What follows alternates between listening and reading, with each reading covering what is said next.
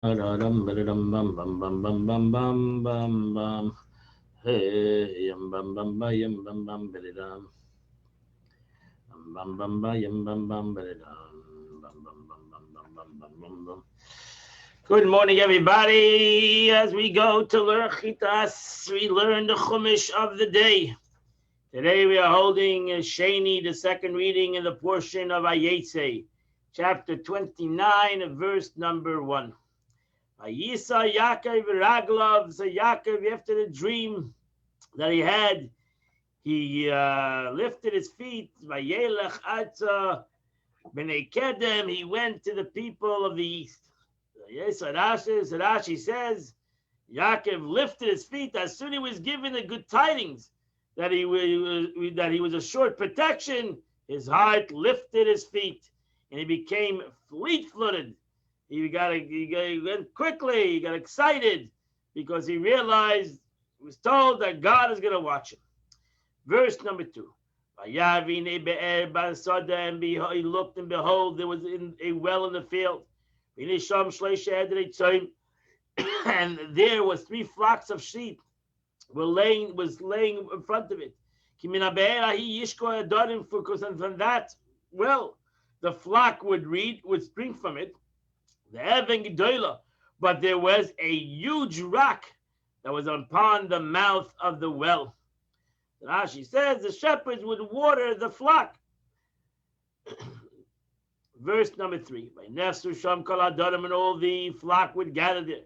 Regolos heaven, they'd get a lot of guys together because it was extremely a big rock, and they would pick the rock up. They would give water the sheep.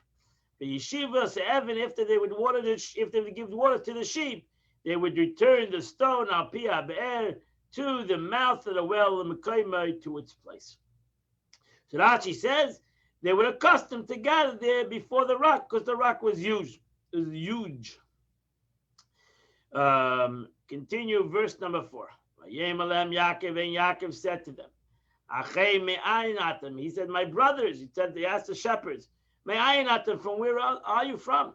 He said, told him, we're from the place of Choron. He said, wow. Verse number 5. Do you know Lavan, the son of Nachar, who lives in Choron? He told him, yeah, sure, we know. So he asked him, is he good with him? But is he all right? He said, yeah, they said his things are going well. Rachel, and behold, Rachel, his daughter, was coming with the tzayin, with his sheep. So now she says, Rachel, no, so grammar Rashi will continue. Verse number 7. So he said to him, Oid hayom gadol. The day is yet long. And it's not that time to take the livestock. Why don't you give water to the sheep and go pasture? So Rashi, since he saw them lying down, he thought they were wishing to gather the livestock to return home, and that they would no longer graze. So he said to them, the day is yet long. If you've been hired for the day, you have not yet completed your day's work. And if the animals are yours, it is nevertheless not time to take in the livestock. So what are you just laying around over here? They need to go. They need a drink, and they need to go graze. So either you're not doing your job, or you're not taking care of your sheep. So verse number 8. So he said, they cannot do it. We cannot move this rock until all the shepherds come together. With Golos Evan, and they, all of us together, will take off this stone.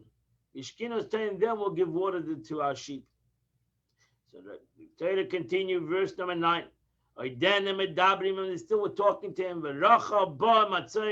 And Rachel came closer with her sheep. Asher Avia, which belonged to the father. Kira'ohu, she was a shepherd. Verse number 10. Yaakov Rachel, when Yaakov saw Rachel, Bas Lavan, the daughter of Lavan, Achi Imai, the brother of his mother. As I say in love and and he saw the sheep of his uncle. Vayigash Yaakov drew near. Vayigal Asev, and he picked up the stone himself. Malpia Be'er, from the water, from the well. Vayashketz in love and and he gave water to the sheep of his uncle. So Rashi says, as one who removes a stopper from a bottle to let us know he possessed great strength. And he was not a young man at that time. He was in his high 60s. Verse number 11. Vayash Yaakov l'Rachel, Vayishak Yaakov l'Rachel, and Yaakov kissed Rachel. Vayisas koiloi, and he raised his voice, Vayev, and he cried. Why did he cry for? So Rashi says, since he saw in the Holy Spirit, Ruach HaKodesh, that Rachel would not enter the grave with him, and that's why he cried. Another explanation, since he came empty-handed, he said, Eliezer, my grandfather's servant, had nose rings and bracelets and sweet fruit in possession, and I come with nothing in my hand. And why did he have nothing? Why didn't he have anything? Yitzchak sent him out without a penny. Doesn't make sense. So the Medrash says he had nothing because Eliphaz, the son of Esav, had pursued him to kill him at his father's order. So Eliphaz was sent by Esav on a mission to kill Yaakov. And he came. Eliphaz overtook him. But since he had grown up with Isaac's lap, he held back his hand. He couldn't kill him.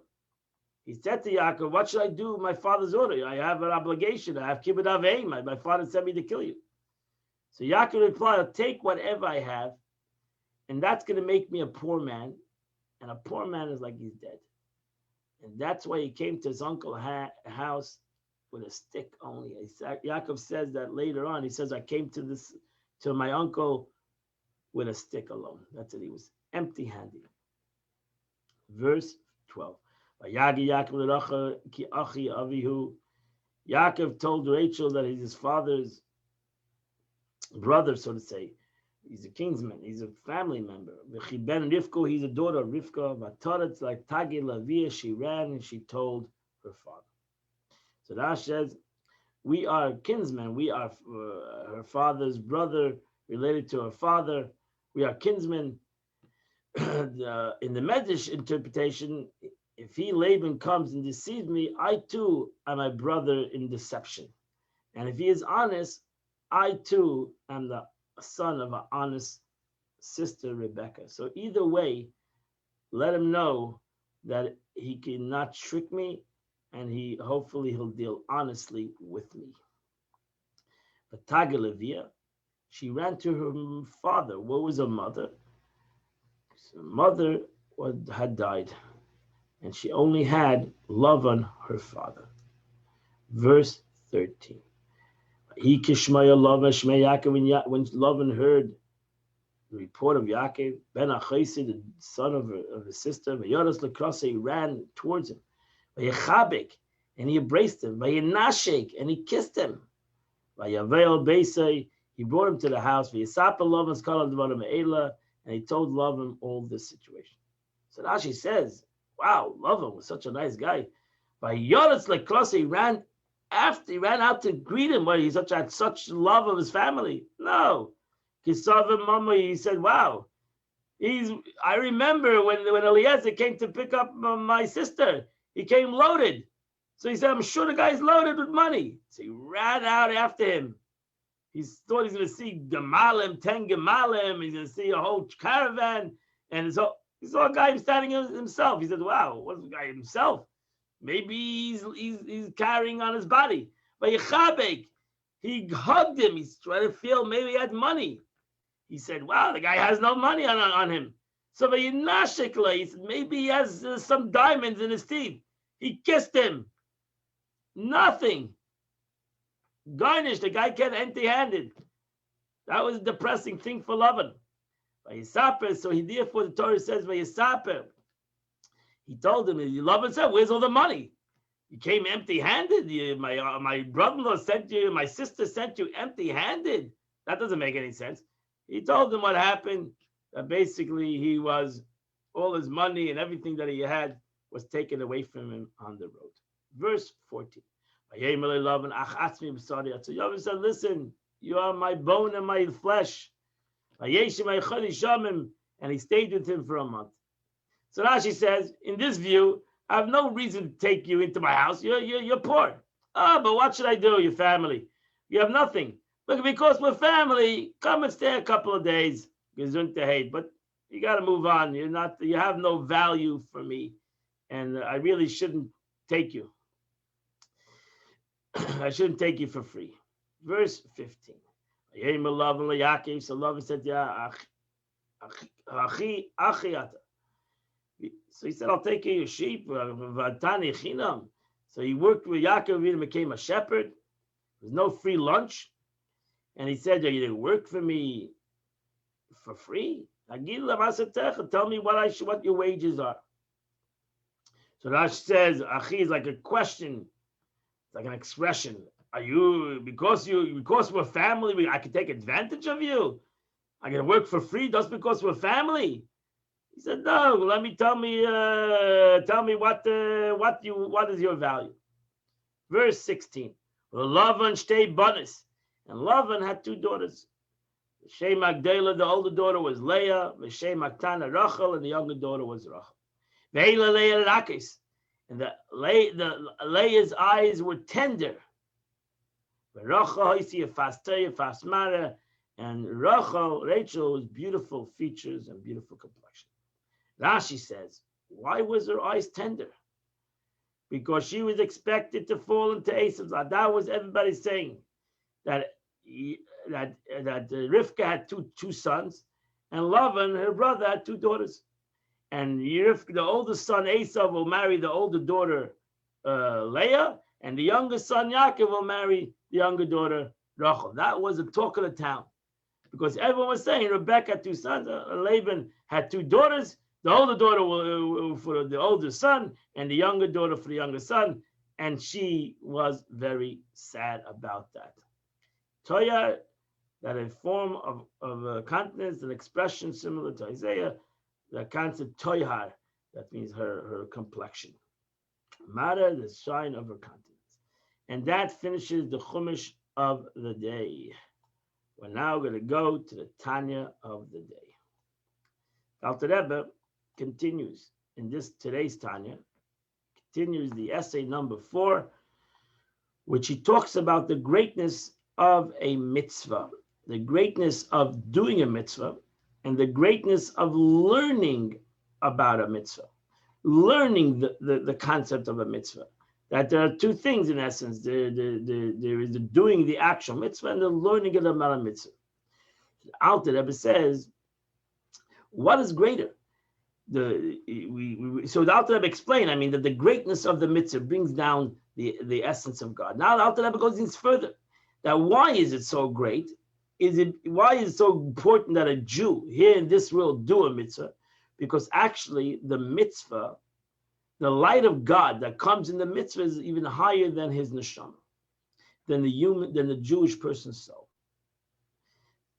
And he says it as follows: in addition, for the truth that is the purification of Bria, Yitzir, and Asiyah, 288 sparks of Toyu. We mentioned before, couple previous lessons, that the world of Toyu, which is the name of Sag, he's going to bring it out again, which is the name of God's name, which is that in Kabbalah it's called Sag.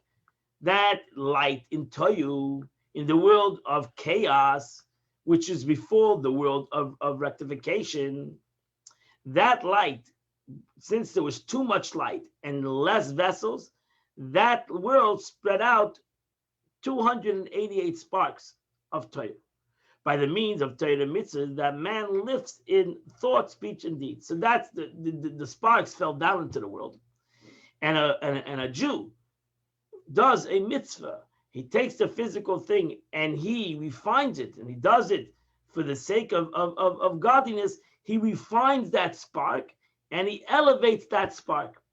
So really, by doing a mitzvah, we reach up to the world of Toyu. We bring the light of Toyu into the world of Tikkun. And that's why a mitzvah is higher.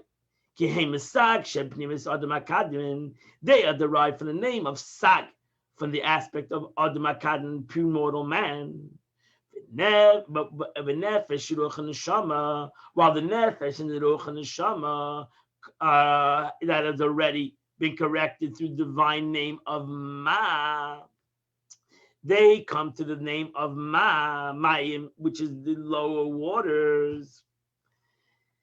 Issue the name of from his for Adam Kadmon being mere reflection and not its essence. So therefore, since the neshama comes from the lower name of God, the name of Ma, which is the one that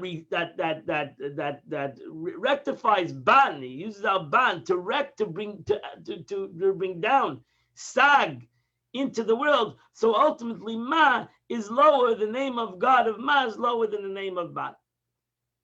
And this is a very Kabbalistic concept, and you can come back here and read it along. But we already touched on it. We have Shem Sag and Shem Ban and Shem Ma. And Ma uses our Ban to reveal Sag. The name of Sag, Sama Gimel, which is Oiris, the lights of Toyu in this world. This is what it's written, that the Torah says that the kings of Edom ruled before the kings of Israel. The kings of Edom come from the world of Toyu, and the kings of Israel come from the world of Ma. So therefore, the Torah tells us that the kings of Toyu reigned before the kings of Tikkun, and that's the meaning. And then the Alter Rebbe tells us something fascinating. And therefore, that's the reason. Therefore, a man that's created the image of God, man who is higher than every other creation in God. How does man live? Man lives through eating a doimim tameach and a chai. Man lives through eating vegetables. Why? Because in the vegetable that's seemingly lower than him has within it something that's higher than him. So a man is sustained by food of the organic vegetation, living classes, and purifies them by ma within him. So that's why man eats food, because in this gashmi, in this physical food, you have hidden within it the 288 sparks from the world of Toyu, the world of chaos, and man, through his level of Ma, Shema, elevates and reveals the Sag that is even higher than him. And that's why it says, V'chai bohem, you will live through it. You're going to live, man will live through this physical thing, which is seemingly in the world lower than him. In creation, it might be lower than him, but in source, this is even higher than him. Sag, they come from Sag, which is, as I said, was explained before, is in Kabbalah the numerical value of 63, which is the Oiris Tetoya, which is the lights of the world of chaos.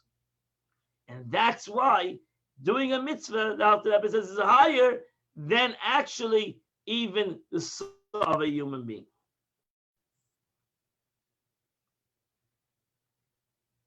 And the Alter Rebbe continues, and he says as follows. Furthermore, there's another reason. That doing a mitzvah, doing the physical, is going to bring about a great elevation.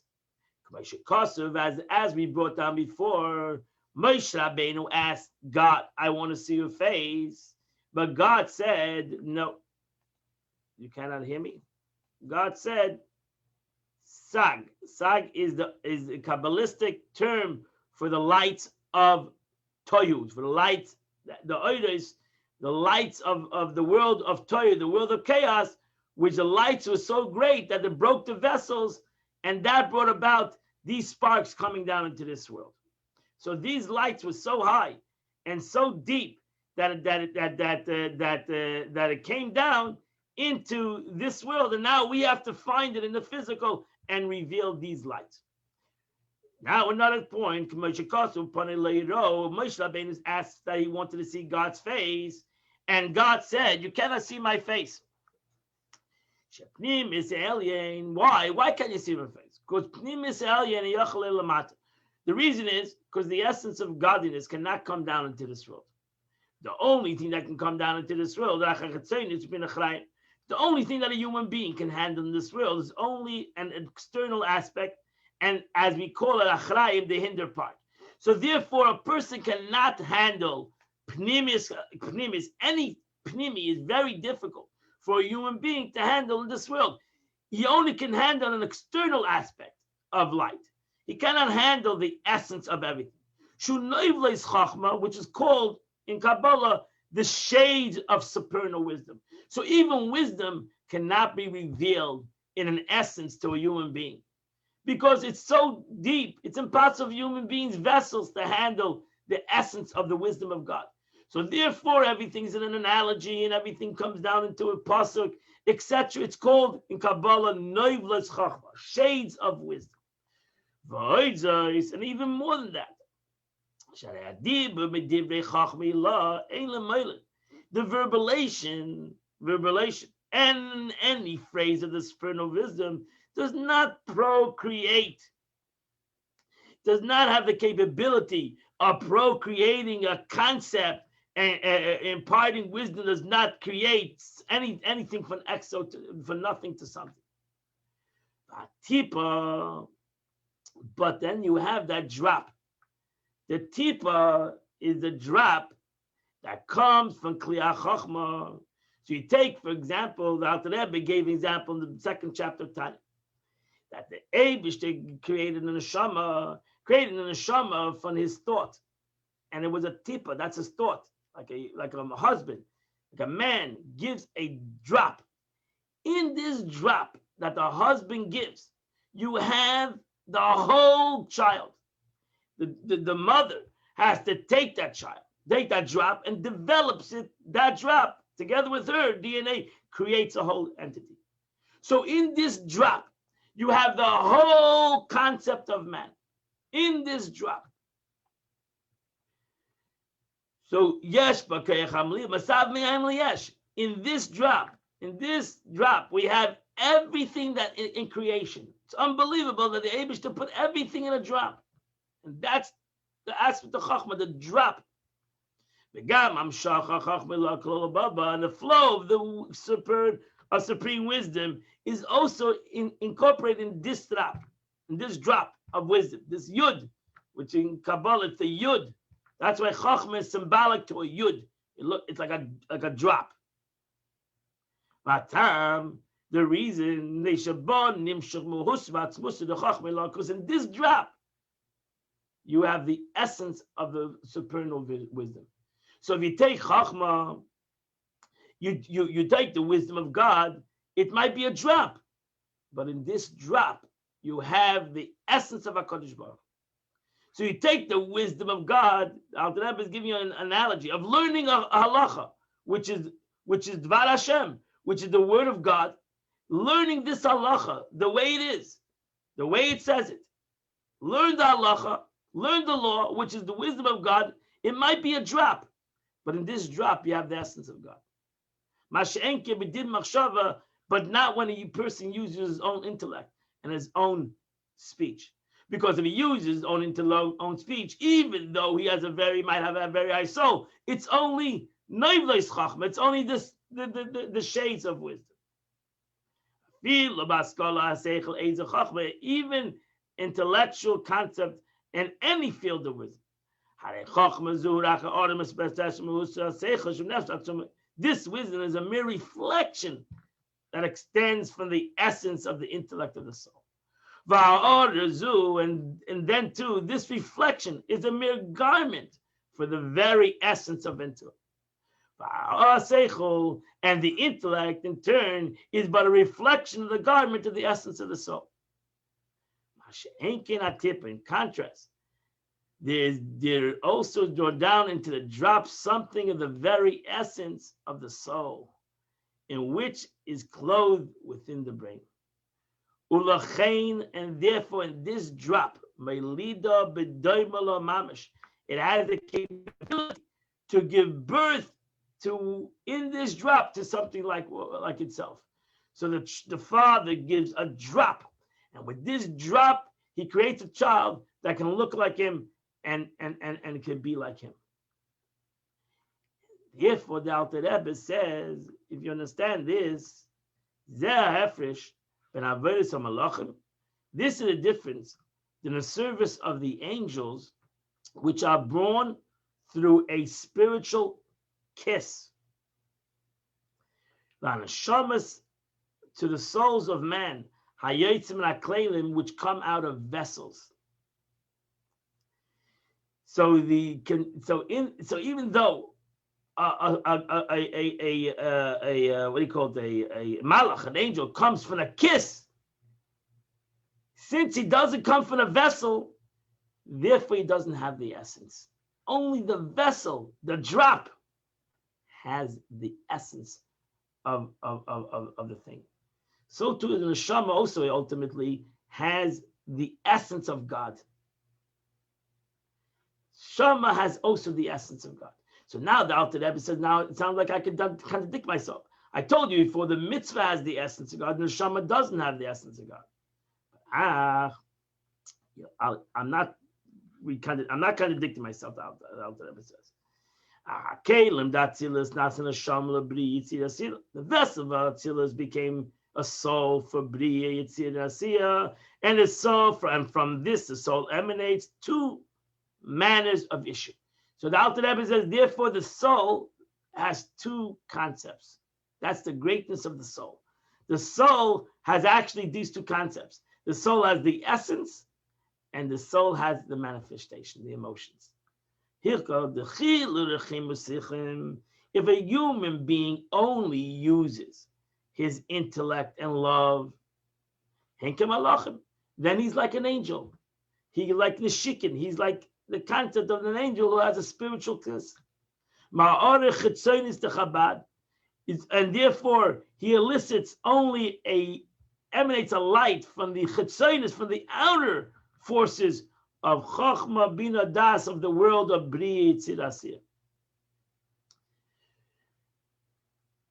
And when is Chabad, the reason is that the innermost dimension of Chabad and the essential nature of the indwelling light, or Pnimi, cannot be revealed except through the radiance of the vessels that descended below. So the Alter Rebbe says, the only way you can, if you can only serve God with love and fear and not do the mitzvah, you're only going to reveal the outer powers of the world, of the upper worlds.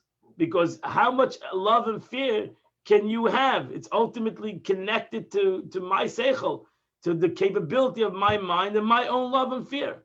So that's why it's only acharayim. It's only the outer forces. But when a Jew does a mitzvah, or he learns the laws of a mitzvah, so even though it's seemingly only vessels, because it's physical, it's about a physical thing, it's about a physical mitzvah, but in that physical thing, in that vessel, you have within it pnimis, the essence of the matter, as ketipas adam emeche, as does the seminal drop of man issuing from his brain. That drop has within it the whole dimension of this child. In this mitzvah, or understanding the concept of this mitzvah, in this physical thing, you have the whole machshava, the whole ratzon, the whole purpose of why God created the world. You have the essence. And that's because Shekosov, as it's written, that through your own intellect and your own emotions and your own ava, your own love and fear of God, and your own thoughts, you'll never reach up to the face of the Eibishter. You cannot see the face of God. The only way you can touch it is when you do the mitzvah, because in this mitzvah you have hidden that drop.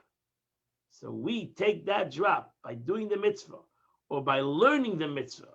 We take that drop and we reveal the essence of HaKadosh Baruch Hu, the essence of HaKadosh Baruch Hu, the will of HaKadosh Baruch Hu, the will of God in this world. And that ends the Tanya of the day. And now, my friends, today is the 7th day of Kislev. Today is the 7th day of Kislev. And the Tillim of the day, Psalms of the day, starts on chapter 39. And it goes from chapter 39 till chapter 43. Chapter 39 to chapter 43. Say your Tillim, and you've accomplished Chitas today. Have a wonderful day, and we will see you tomorrow morning at 8 o'clock as we continue the learning of Chitas.